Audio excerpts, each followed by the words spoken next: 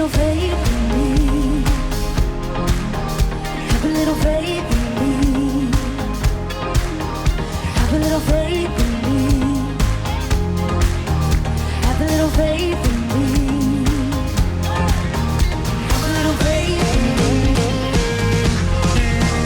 Have a little faith in me. Have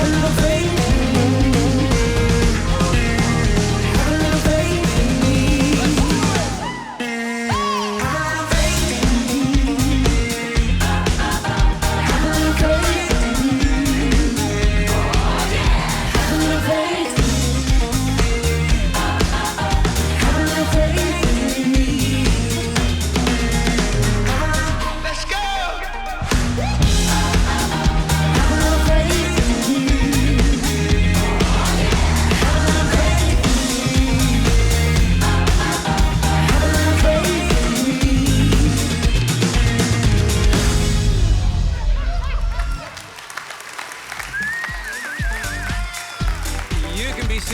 Just a minute. Bill, you got them all standing up, you know? 9 o'clock service, they just sat quietly like, what is that about? Hey, welcome back, everybody. We're so glad that you're here. And if you sense there's something special going on, there is something special going on. We're kicking off this season's Be Rich season. And if you've been here for a while, thank you. Got one whoa from the band. If you don't know what that is, you will by the time today is over. So over the next few weeks, we're all gonna have an opportunity to give, serve, and love in our communities and literally all around the world. And we've been doing this for several years, and it's just so much fun, and it gets us all out of our shell and out of our comfort zone, and it disturbs us in the best possible way. And if you have children, Womberland kids, Upstreet kids, Transit kids, Inside Out kids, we have opportunities for them to give, serve, and love as well. So it is more important than ever that they be here for the next few Sundays in Upstreet, Womberland, Upstreet, Transit, and Inside Out. And for those of you who serve in those incredible environments, I always walk around and just want to hug everybody wearing those t-shirts. So thank you for your service, but I don't do that because that can be weird. Okay, so we have Intersect partners that we work with all year long, and I think we have some Intersect staff here. Do we have some staff over here for some of our Intersect partners? Nope, they were all here. Oh, a couple over here that think it's so great to have you. Yes, that's great. We do have Mayor Gilb and Mayor of Alpharetta with us today and his lovely wife, Mary Ann. It's good to have y'all. Thanks for being with us. If this is your first time, we don't want it to be the last time. We want it to be the first of many times. And I know we're a big church. In fact, I talked to a lady this week, and she said, oh, I went to your church once. It was just too big. I said, wait, you went one time? She went one time, it was too big? I'm like, what? Oh, yeah, one time? So anyway, we've gotten pretty good at making a big church feel like your church, or a big church, feel like a small church. So if you'll give us an opportunity to do that, we would love to do that. And one of the good things about a big church is we have lots of opportunities. And if you don't like the first few people you meet, there are so many options here. Eventually, you're gonna find somebody you like. So what we would love for you to do, if you would, after the service for a few minutes, if you'll go out in the lobby, take a right. If you're in here with me, if you're over in the west, if you'll just exit out to the left and go to the room that says Connections. Some of our staff would be there. They would love to meet you, answer any questions you have about the church, about how to get involved, what we have for your kids, families, young adults. We got stuff for everybody. So we would love to meet you. If you're watching online, we actually have something for you as well. If you're new, at the top of your browser, it says I'm new, and we have stuff for you if you are outside the Atlanta area, and we have stuff for you if you are inside the Atlanta area. So take advantage of that. And as always, I want to draw your attention to our Top 3 website that lets you know what's going on around here. And the Top 3 website is updated every week with the top 3 things we're talking about, or the things that are going on for you and your family. And this week, it's all focused on Be Rich, but specifically, we're going to host another blood drive. You have given more blood than any other organization in the state of Georgia. So you keep bleeding and giving out that blood. So I don't want you to overdo it, but we would love for you, if you'd like to do that, to participate in the blood drive, and the information about that is on there as well. Let's see. Oh yeah, next week, Clay Scroggins is gonna be here preaching. We got some Clay fans. So this is family, apparently. Anyway, just kidding. You like clay, right, Abigail? I know, you love clay, yeah. Nathan likes clay, everybody likes clay. So this summer, I was at Buckhead Church and Clay preached, and he preached this, it was so amazing. And so I told him, I said, Clay, I want you to come to North Point and preach that particular message. And let me tell you why next week is the perfect time to invite someone to come sit with you. That's our invitation, come sit with me.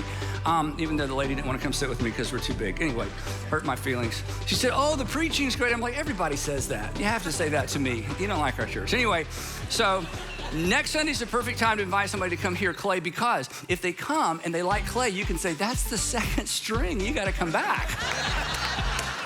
If they hate it, you say, that second string, you gotta come back. So it's the perfect time to invite somebody to come sit with you next week at church. So you're not gonna wanna miss that. It's gonna be amazing. At this time, however, we're gonna sing a couple of songs with John and Abigail and Evie. And the chorus of this first song says, there's nothing that our God can't do. There's not a mountain that he can't move. And when you read lyrics like that on screen, or you hear lyrics like that in a song, we immediately think of, something supernatural or miracles. But here's why this chorus is so relevant to what we're doing in the next few weeks. You, and if you've been around, you get this, and if you're new to Be Rich, you'll understand this in a few minutes. What you're about to do over the next few weeks is you are going to be someone's miracle. Seriously. Because these fine and these incredible organizations that we work with throughout the year through Be Rich, that we're gonna fund and volunteer with, they just give life to people. They solve problems for people. They say yes when everybody else has said no. And so you are about to help some people get over some mountains and through some valleys, and you're going to be an answer to prayers that people are praying right now, and they just don't know how it's gonna happen. And you're gonna be the hands and feet of Jesus. So as we sing this song, it's true that God will be faithful to you, but you have been and are about to be an answer to prayer. You're gonna be God's faithfulness to some other people. So if you would stand, say hey to somebody, and we will sing together.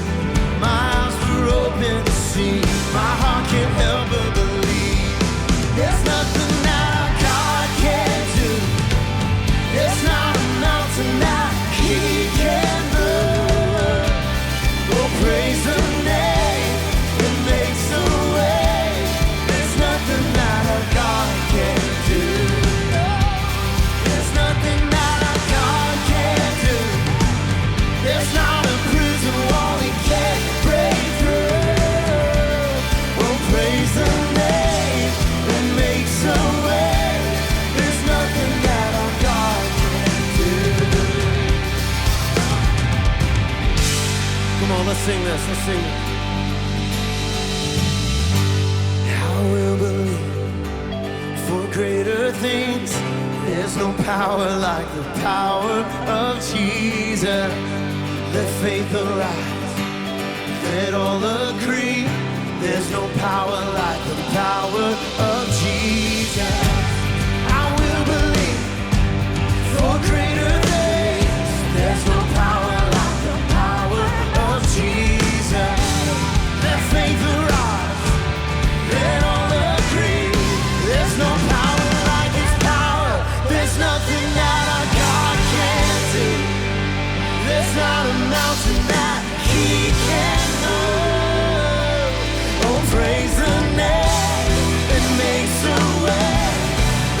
nothing that our God can't do.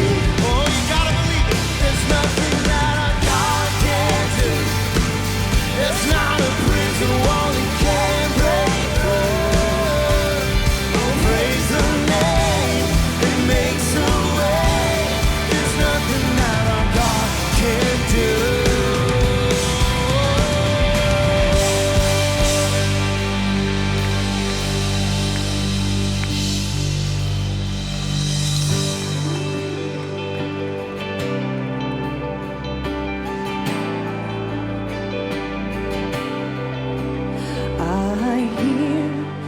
Savior say, thy strength indeed is small. Child of weakness, watch and pray, and find in me thine only love. Sing this out. Oh, Jesus paid it all, and all to him I owe. My sin had left a crimson stain, he washed it white as snow. Thank you, Jesus. Oh, now indeed I find thy power and thine alone. It can change the leper's spots. It melt this heart of stone. Jesus paid it all. All to him I owe. My sin had left a crimson stain. He washed it white as snow. Sing, Jesus paid it all. Jesus paid it all. He did it for you.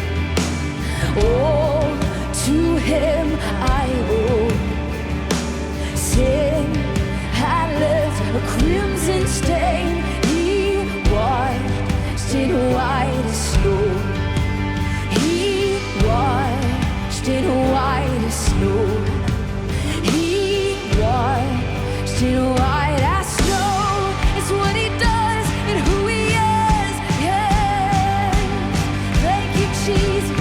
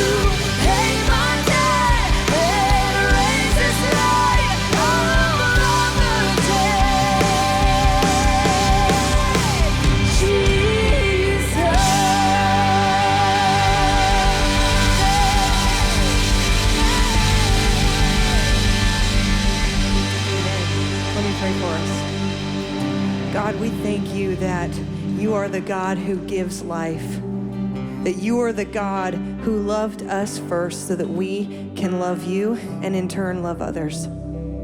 Help us today to love our neighbor as ourselves. We love you, God. It's in the name of Jesus that we pray, gather, and sing. Amen. Thank you, guys. You can have a seat, and we're going to get Be Rich started.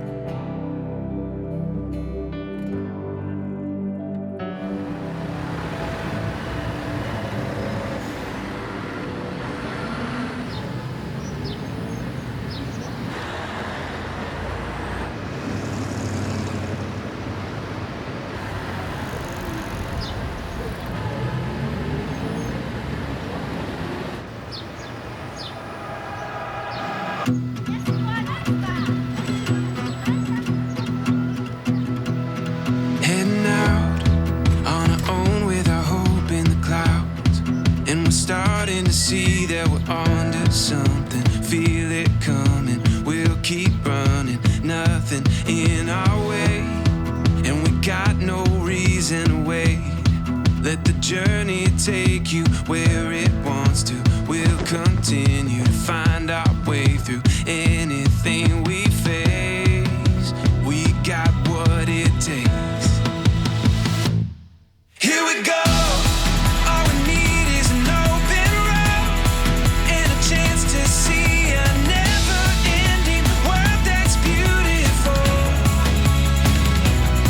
Here we go, with the sunlight on our skin. It's a brand new day, it's ours to take, and we will let it in. This is where the adventure begins. Every step, writing stories that seek to be read, taking hold of the moment as we discover every color filled with wonder. Now we finally see we got everything we need. Here we go. All we need is an open road and a chance to see a never-ending world that's beautiful. Here we go, with the sunlight on our skin. It's a brand new day, it's ours to take, and we will let it in. This is where the adventure begins. Heading out on our own with our hope in the clouds. We're starting to see that we're onto something. Feel it coming now. Here we go. All we need is an open road and a chance to see a never-ending world that's beautiful. Here we go, with the sunlight on our skin. It's a brand new day, it's ours to take, and we will let it in. This is where the adventure begins. Pretty cool. So I want to welcome all of our churches from around the country, around the city, Decatur Church. Thanks for tuning in today. And for those of you who are watching from wherever you're watching from, we're so excited about this season. About, 25 so years ago, Sandra and I were young parents, had 2 kids at the time. And, when you're a parent and you got babies, you don't know what you're doing. You don't know what you're doing. You pretend you know what you're doing. You figure it out. By the time you figure it out, they're in middle school. Then you got to figure that out.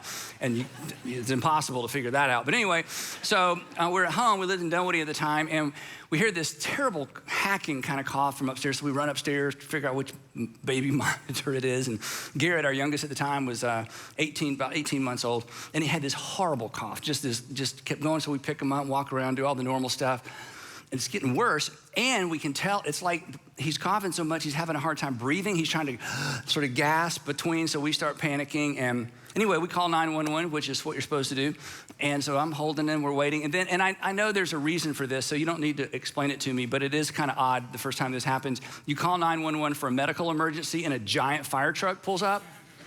It's like, oh no, there's no fire. That's not what we need. But anyway, that's what they do. I get it. So anyway, eventually, the EMTs get there. They come in, I'm holding them, and Sandra lets them in, and they've got all the stuff, and there's a woman and a man, and they got all their gear, and she comes over to take Garrett, and I immediately kind of pull back because, and you know where this is going. I mean, I got to know before I just hand you my child, are you a Republican or are you a Democrat? I know. I mean, you're not just going to hand your child, your baby, to some person if you don't know how they voted, right? No. I didn't care about their politics. I cared about their competency because this was an emergency. And when there's an emergency, you don't care about that stuff, right? So as we launch this season of Be Rich, it appears to me, it seems to me, and to many of us, that our whole nation is like having an emergency, like having a breakdown. Everything's politicized, everything's so divided, climate, COVID, the vaccine. Is it 2 doses, 3 doses, no doses?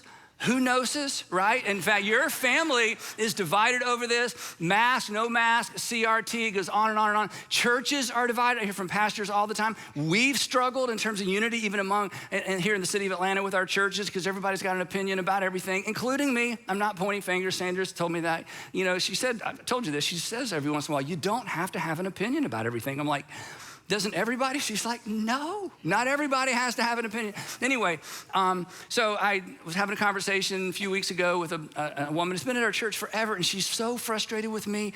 And, you know, in fact, my assistant, Diane, her new thing is, I wish we could get the people on each side of all these issues to meet, because everybody on one end thinks I'm on the other end, and everybody on the other end is sure I'm on this end. So we get attacked all the time from both sides. And I'm not asking for sympathy, it just goes with the job. But Diane's like, you know, if we could get all these people together, they would be like, oh, I thought he was on your side. Well, I thought he was on your side. Because I keep telling everybody, no, we're trying to be on Jesus' side. No applause, we're gonna get there in just a minute. And that's not an excuse, okay? Because I hear, oh, Andy, you're just trying to make excuses. No, we're not. We'll see that in a minute. But anyway, so, you know, I keep hearing, and we all hear, you know, it's so bad, the country. This is my favorite. And I'm not knocking you, okay? And you may have information I don't. So, you know, just extend a little grace. It's never been so bad. I'm like, we had a civil war. Does anyone remember the Civil War? 800,000 men primarily died, not to mention all the disease and illness. And anyway, so it may never have been this bad. I'll give you credit. You may know something I don't. It's never been this bad. And then, of course, you know, if you've been a Christian a long time, and if you grew up in certain kind of traditions, there's a tendency to spiritualize all of this, to say, what is God doing? Is God trying to teach the nation something? Is God judging America? So, you know, there's just kind of all that comes pouring in. And you have an opinion about all that, and so do I. We've covered that. So I don't know, and I would be crazy to try to guess and tell you what I think God is up to. You know, I don't know about that part. But here's what I do know. Here's what I'm absolutely confident about, and this is what we come back to over and over and over. I don't know what God is up to in terms of if he's trying to teach America something or judge America. I don't know, but here's what I know. We have a responsibility. And by we, I mean the Democrat Jesus followers, and yes, Republicans. There are Democrat Jesus followers, I know. And all the Republican Jesus followers, and yes, Democrats, there are actually Jesus, followers on the Republican side. That the Democrat Jesus followers, Republican Jesus followers, we have a responsibility, black, brown, and white, everybody's precious in his sight, Jesus followers. We collectively, whether we can agree on a whole lot of other things or not, we have a responsibility. And we don't have to figure out what God is up to, in the world, and we don't have to figure out what God is up to in the United States of America, although Jesus gave us some hints and some clues. And we don't have to figure out how to solve the world's problems. In fact, I doubt we would ever all agree on how to solve the world's problems or even our community's problems. And I hate to bring this up, but since we're in church, some of us can't solve our own problems, right? I mean, you got this, you're sure what you would do if you were the president. Right, guys? It's like, I know what I would do. Hey, well, you can't even control your 9-year-old, okay? So we want to put you in charge of the country. I mean, right, so we're all confident, we'll get to that in a minute, that we know what we would do and what needs to be done. But at the same time, we're not even sure how to live our own lives, right? And it's easy, and again, I think we're all tempted to do this some level. It's easy just to do nothing and just complain about everything, right? But here's the thing. And I want to be so clear. If you're not a Christian, you're not a religious person, you're here because somebody dragged you here, or they told you what we're going to do, and you thought, that sounds interesting. Or maybe you gave up on faith a long time ago. I'm not even trying to suggest you do anything or believe anything. You can just cross your arms and just, take it or leave it, okay? And if you're a Christian who's one of those Christians that just decided, my Christianity stops with what I believe, I just believe all the right stuff. I believe Jesus died for my sins and I got baptized, so I'm going to heaven. That's it for me. I'm just gonna believe all the right stuff. Then I don't know what you're gonna do with this either. But if you're a Jesus follower, that is, you wake up in the morning and you've decided, like the song says, I'm not just gonna believe things, I want to follow Jesus. I want to live my life in such a way that I reflect the kingdom of God that Jesus brought to earth. If you're that person, you do not have this option.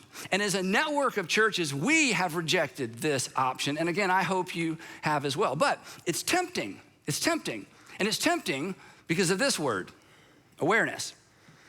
Awareness. Once upon a time, and some of you have lived long enough to where you can kind of relate to this. None of us have lived long enough to relate to it fully.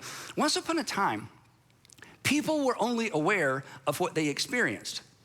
They were only aware of the heartache and heartbreak and the death and destruction, even wars that they experienced or were in their vicinity or their region of the world. They had no idea what's going on everywhere else, right? They were only aware of the poverty they saw or the poverty of the people they knew or the poverty of the people who they knew that knew someone.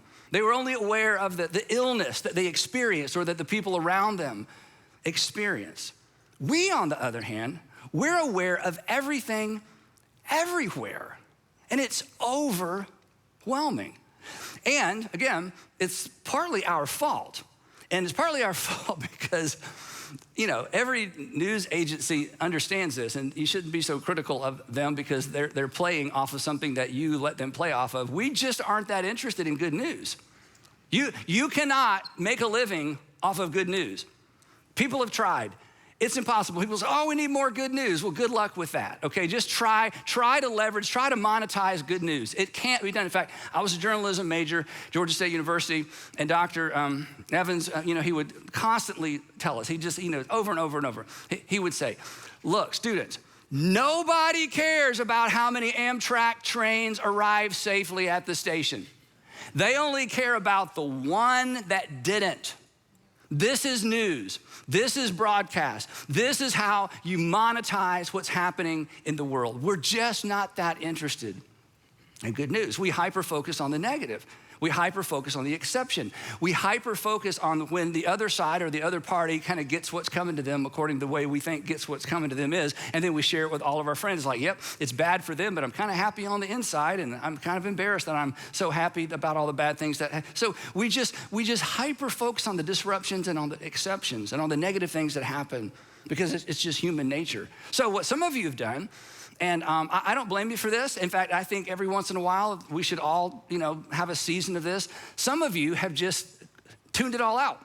You just don't listen to the news anymore. You don't watch anymore. In fact, I have friends, I'll say, hey, did you hear about? Nope. I'm like, really? I'm like, are you living in a cave? Nope. I just quit watching the news, quit listening to the news. I'm like, the Doobie Brothers broke up. They're like, well, not that long ago. Okay, so anyway, now I know how old everybody is here. Anyway, so that's one option, right? You just tune it out because unawareness, is bliss.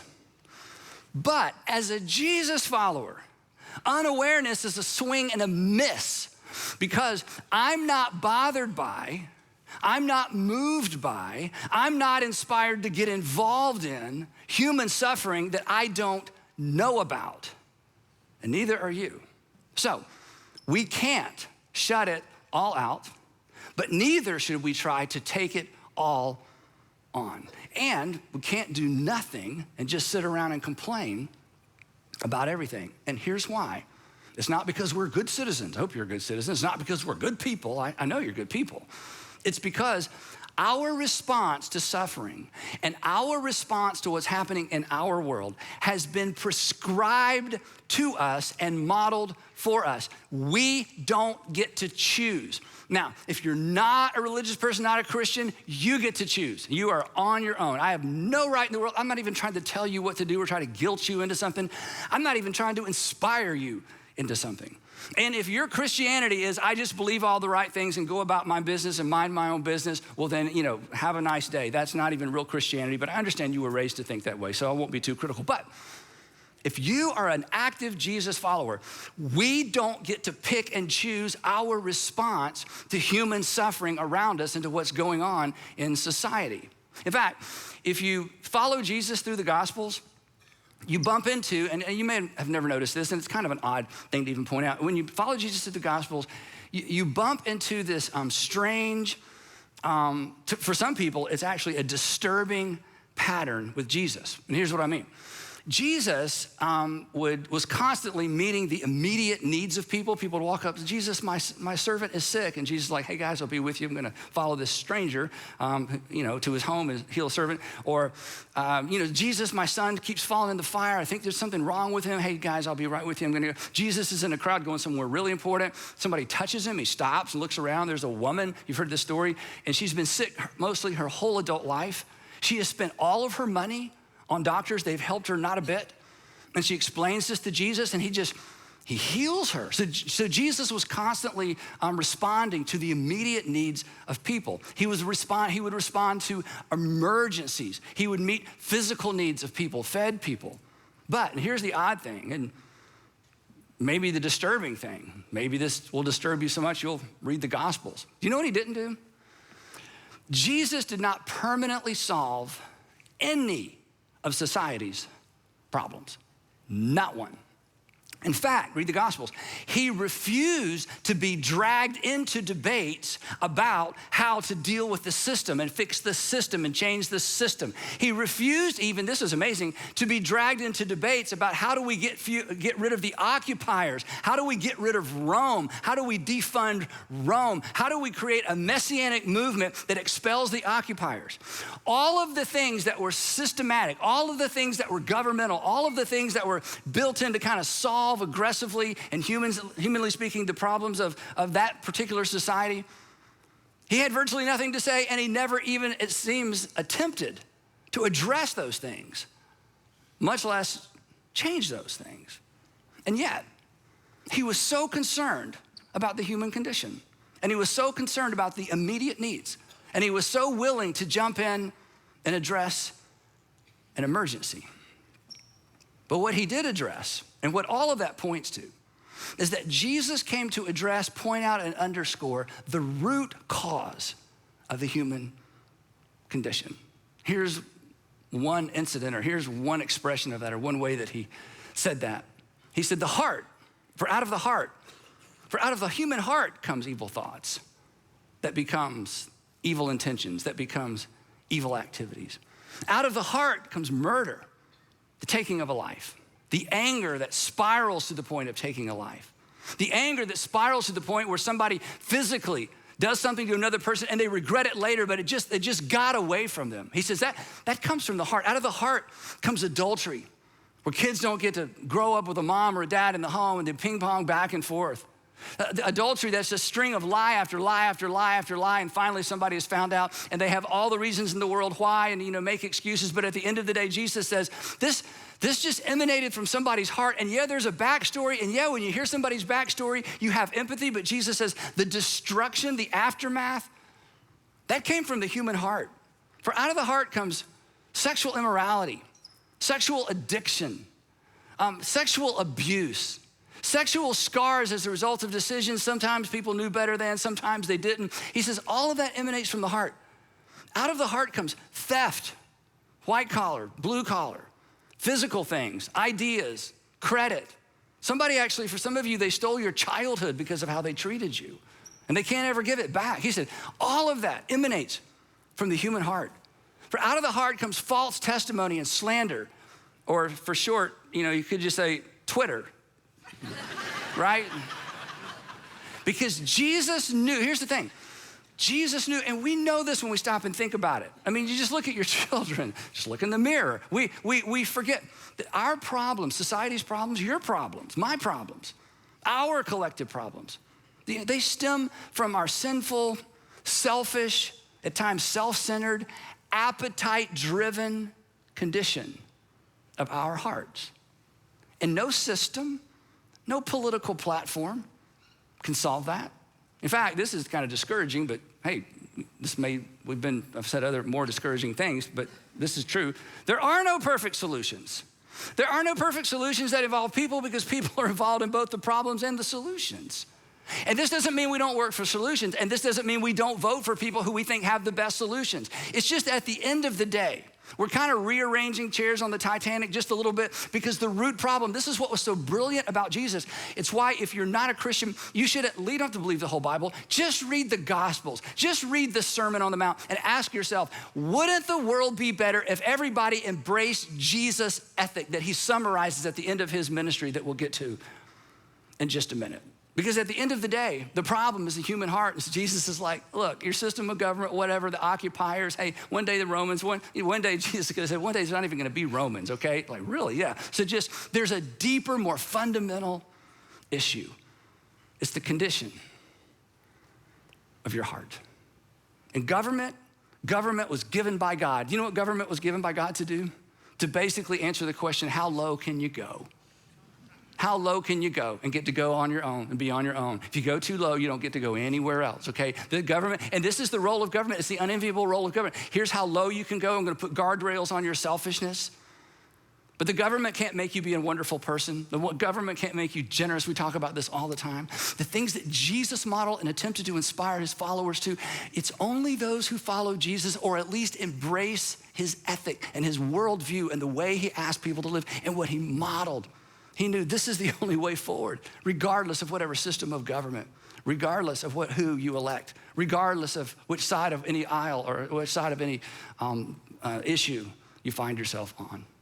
And so Jesus came to introduce a different way of living, an upside down way, a backwards way, a race to the back of the line, an others first oriented living, marriages that are submission competitions. You just try to out-submit each other. Again, a race to the back of the line, asking the question, what do I do with my power and my resources? A way of living that understands that we should never feel guilty about what we have. We should feel responsible because it's not ours anyway. The people who manage your money, they do not feel guilty. They feel responsible. And so Jesus would say, hey, everything that you have, your opportunities, the physical things you have, your possessions, your talent, all of it is on loan from God. And you should never feel guilty. You should feel responsible. And when you embrace my kingdom way of thinking and when you embrace my kingdom way of living, you will make your resources and your talent and your ability and your opportunities and your connections, you will make them available for the benefit of other people like I came into this world to do for you. And this way, this new way of living, this new way of thinking, this backwards way of thinking, this kingdom that was all upside down with a king who came to sacrifice his life for his followers. Instead of asking his followers to sacrifice their lives for him, it was called in the first century, you know this, it was called the way. It wasn't called Christianity, it wasn't called the church. It's called the way. Because Jesus said, I'm the way. Well, what does it look like?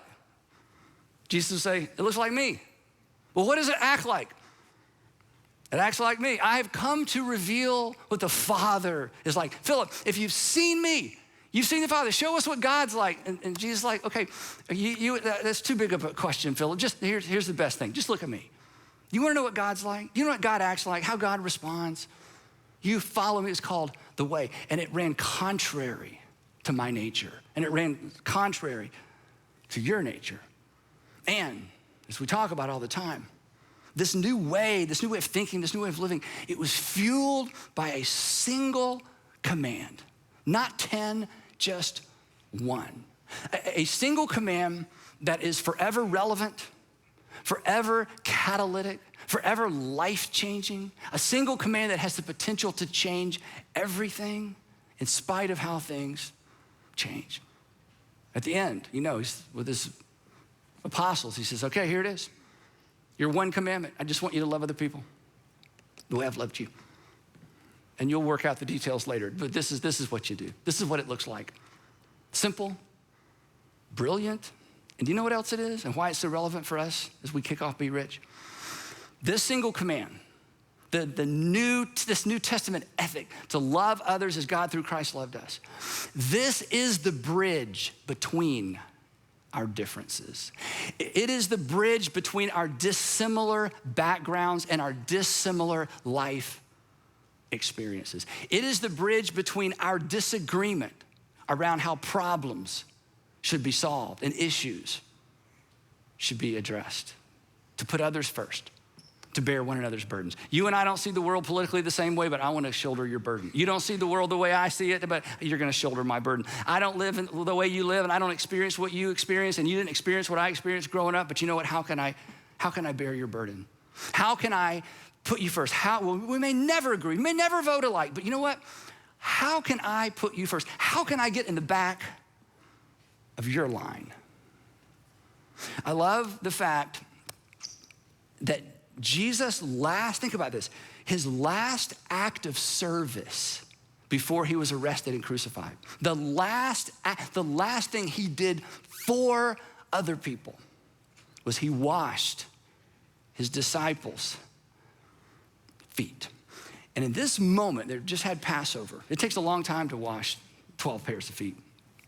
And they were humiliated. They were so humiliated because they were supposed to hire a servant. The servant didn't show up, or they didn't hire the servant. They knew that any one of them should have done it, but they are not about to wash one another's feet. I'm not washing Peter's feet. He's my brother. I'm not gonna wash Andrew's feet. Simon, no, I'm not gonna wash Simon the Zealot. I'm not gonna wash his feet. They're not gonna wash each other's feet. Before they get to this Passover, they're arguing about who's gonna be number 2 and 3 in Jesus' kingdom. They still haven't gotten it. And then Jesus, the king, Jesus, who took these same hands and did things that were extraordinary, gets on his hands and knees and he washes their feet. And here's the point of that night, I think. He washed their feet, even though they were about to get dirty again. Maybe within the hour, which was his point. And you can just hear the drip, drip, drip. They're not saying a word till they get to Peter. Peter has to open his mouth. You're not gonna wash my feet. Jesus is like, Peter, okay, wash my feet. But it was so humiliating. Then he finishes and he puts his rabbinical robe back on. He sits back down at his place at the table and he says this, now that I, your Lord, that's who I am, and your teacher, your rabbi. In other words, I got all the power. I'm holding all the cards. I'm the most powerful person in the room. I'm the guy. Now that I, your Lord and teacher, have washed your feet, you also should wash one another's feet, even though they're going to get dirty again. I have set for you, he says, I have set for you an example. And in this moment, he sets for me an example. And in this moment, anybody who claims to be a Jesus follower, he has set for you an example. That you should believe? No. That you should consider? No. That you should do as I have done for you. These are our marching orders. This is just a simple application of what he said that same night when he said, as I have loved you, so you are to love one another. What does that look like? Well, let's start with this. As I have washed your feet. Let's take it to the base, the most base element, the most base illustration. Let's take it all the way to the bottom. Let's take it to the cheapest, most inexpensive servant you could have hired for this night. As I have washed your feet, you are to wash each other's feet. In other words, there's nothing that's too low for you to do, too menial for you to do. There's nothing that's beneath you, because I, your Lord and your master, have washed your feet. And so he says, you're to wash one another's feet. And here's what I think hung in that moment that they took away. We know they got the point. Washing their feet did not solve their problem. Washing their feet addressed their current need. This is so important. Commanding them to wash one another's feet ensured their differences would not divide them, because, look up here, you can't wash feet from a distance. You can't wash feet from a distance. I've told you this before. This is so important, especially in a season like this. The further you are away from a problem, the simpler the solution appears to be. But when you get close, you have to address the complexity. And when you address the complexity of somebody else's problem, somebody else's challenge, somebody else's issue, somebody else's growing up stuff, somebody else's growing up baggage, when you get close and you are suddenly exposed to what's happening, not what it looks like from afar, you have that moment we talk about for every once in a while. You have that oh moment, like, oh, all this time I thought, you know what? Wow, I had no idea because I'm 4 miles apart and I'm just looking at your situation going, well, if I were you and if you hadn't and if I hadn't, but now that we're close, this whole time I assumed people like you. This whole time I assumed that people in circumstances like yours. But now I'm close. And now your circumstances and now your background is inescapable to me. And now I have to factor that in. And suddenly where I thought there was so much division and so much distance, there's not as much as I thought there was. And you know what? We still disagree. But can I carry your burden? The closer, this is what was so brilliant about that night. The closer we get, the more we understand each other's current reality. And when you understand somebody's current reality, you are less critical, you are less cynical, you are less intelligent because you had it all figured out. I had it all figured out, sitting there on my couch watching television. If I were the president, if I was a senator, if I was him, if I was her, the further away the problem is, the less complicated it appears to be. And Jesus, in his brilliance, says to the men that are gonna be the stewards of the gospel for that generation, he says, guys, you're gonna disagree, you're not gonna get along, but you wash each other's feet because that's gonna keep you close and that's gonna keep you from becoming divided. And they got the message. History tells us, Greeks, Romans, eventually the entire empire begins to embrace this new way of thinking, this new way of living. And hearts, not systems. Rome never went away. Hearts were changed. And the empire responsible for crucifying our Lord embraces him as Lord because hearts were changed. Culture began to change. The world became a safer place for women and for children, and for slaves, and for the poor. This is what we've been called to do. This is what the church does. This is what the church accomplishes when we get it right. When we refuse to be divided by our distance, but we get out of our bubbles and go out of our ways to close the gap. Not so that we will all agree, but so that there will be unity among the followers. And then problems are more easily solved because all the information, all the cards are on the table. All the experiences come together. And we actually know what we're talking about because we know who we're talking to. So, let's not shut it all out. It's tempting. And let's not take it all on. That's impossible. Jesus did not lead us into either ditch. Let's just do for others, to the best of our ability and within our context, what he did for us, individually and collectively. In other words, let's do what we can do. And let's do what we can do now. And let's do what we can do together. And this is why we do Be Rich. Now, if you're new, every year, here's what we do. We come together and combine our resources in this season to do for others what they can't do for themselves. And we're gonna do corporately what hopefully you're all doing individually throughout the year anyway. And what that is simply we're gonna give and we're gonna serve and we're gonna love in Jesus' name. This is our opportunity to collectively say to our communities that everybody matters to God, whether God matters to them or not. And the reason we call it Be Rich is based on something the Apostle Paul wrote to Timothy, a young man that he was bringing along that he knew that may someday take his place as an apostle and a missionary to the Roman world. And he wrote to Timothy, he said, Timothy, when you're at these churches with all these Gentile believers, I want you to make sure that you command them, not suggest to them, command those who are rich in this present world to do good, and here's our phrase, and to be rich. Teach the rich people how to be rich. Tell the rich people to be rich in good deeds and to be generous and willing to share.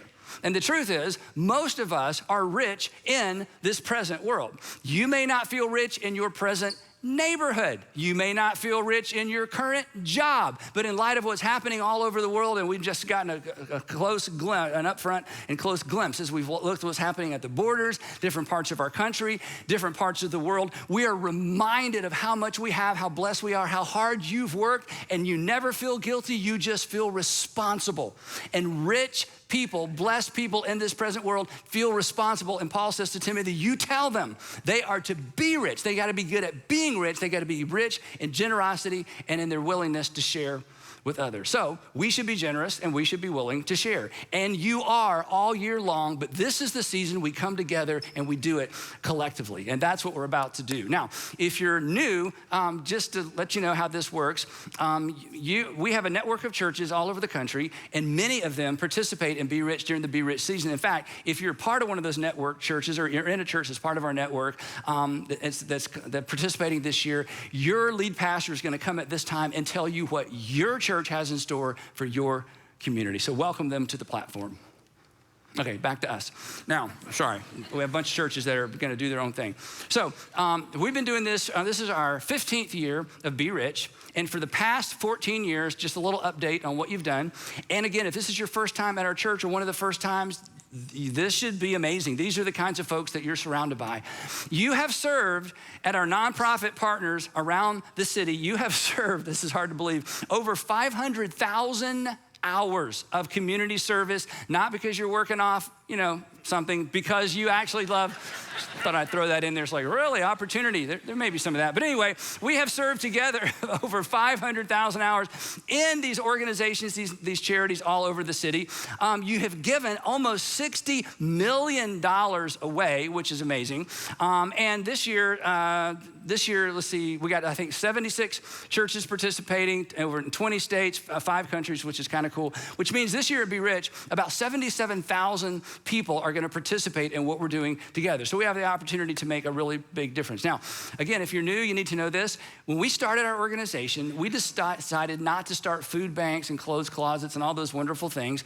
We decided to find the charities or the nonprofits in our communities that were already doing it and doing a bang-up job and saying to them, how can we help you do what you're already good at? You have the expertise. We've got the resources. Let's partner. We're not going to pilot some new thing that the community doesn't need anyway. So over the years in the Atlanta area, we've developed relationships with 29 nonprofits, faith-based and non-faith-based nonprofits, because we want to work with the best of the best. There's 29, and we call these our Intersect partners, and we work with them all year long. And these are some of the organizations you'll have an opportunity to volunteer with. And we hope you fall in love with what they're doing and that you become a regular part of their volunteer staff. And these organizations address issues like food insecurity, foster care, medical care, housing, education, among probably a dozen other things. Then in addition, we have 12 global partners that we work with through our church in our division we call Global X. And so Global X sits within our organization, but it distributes and collects the needs of these organizations all around the world, and we have Intersect partners all around the world as well. So here's how it works. Over the past few months, our Intersect staff has gone to these fabulous nonprofits. These nonprofits don't come to us asking for money. We find the best ones and we go to them and we ask them 2 questions. Number 1, what would make a big difference for you? Just tell us, give us your wish list. That's what we say. What's your wish list? And they're like, oh my goodness, nobody ever asked this. And secondly, what would help you make a big difference with the people that you're serving in the community? And then we get all these projects together. We look real closely and we vet about we vet about several $1 million worth of projects. But here's the thing, and this is what I love about Be Rich. With Be Rich, we never set a dollar amount in terms of a goal. Our goal is very, very simple. Our goal is a participation goal. We want 100% of everybody watching who's in any of our buildings. We want 100% of the people who are a part of this or could potentially be a part of this to participate. So we're asking 100% of you to give something, and then we're going to give 100% of it away. There's no shipping, there's no handling, there's no administration fees. And here's why. This is what's amazing. The reason we're able to give away millions and millions of dollars every year is because so many of you are percentage givers and priority givers to our local churches. Because you are so consistently generous to all the stuff that people don't love to give to when it comes to a local church. You have given on the app, you give online, you give all kinds of ways. Because of your consistent generosity to our local churches, we are able to give big time to our local communities. And here's the best news of all. Well, maybe the best news of all. After 14 years of doing this, there is still no price increase. There's not even an adjustment for inflation. We are asking everyone to give a one-time gift of, let's just say it all together, of $39.95. That's it, a one-time gift of $39.95. Now, yesterday, Sandra and I were driving home from something, and her phone rings, and it's our friend Tan. A lot of you know Tan. Tan's one of our fabulous worship leaders, and I didn't tell her I was gonna share this.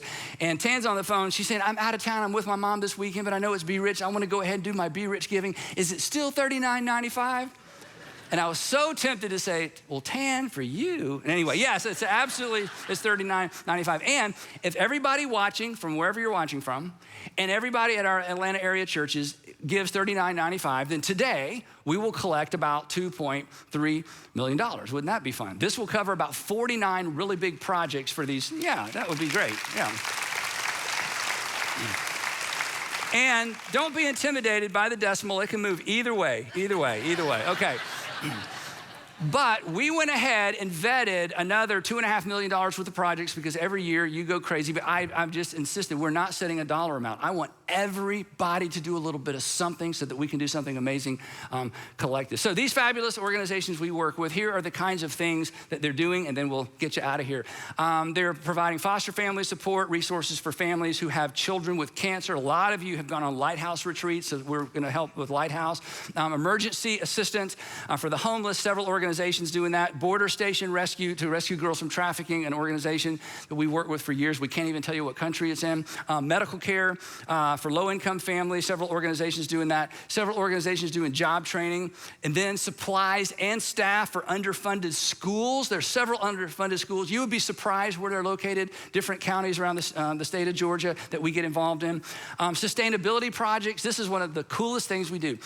The nonprofits we work with are so great, they're constantly looking for ways to raise their own money by creating industry or a small business within their nonprofit. But if any of you have started a small business, you know it takes capital to start a business. So what we do is we say, hey, you've got a great income producing idea. Let us be your angel investor. We will invest, we'll just give you the money to get it started so that you become self-supporting or self-sustaining or more self-sustaining in the years to come. Also, we love to cover operating costs for nonprofits because when people give money to a charity or a nonprofit, they want their money to go directly to the people being served, but we all know it takes money to run an organization, so we love funding operating costs, which means helping them hire additional staff and help them with technology solutions. Technology solutions are expensive, but they are critical, they're vital to success in any organization. So we come in and we kind of do the stuff that's not a whole lot of fun for them to talk about to donors, but we understand that this stuff has to be done.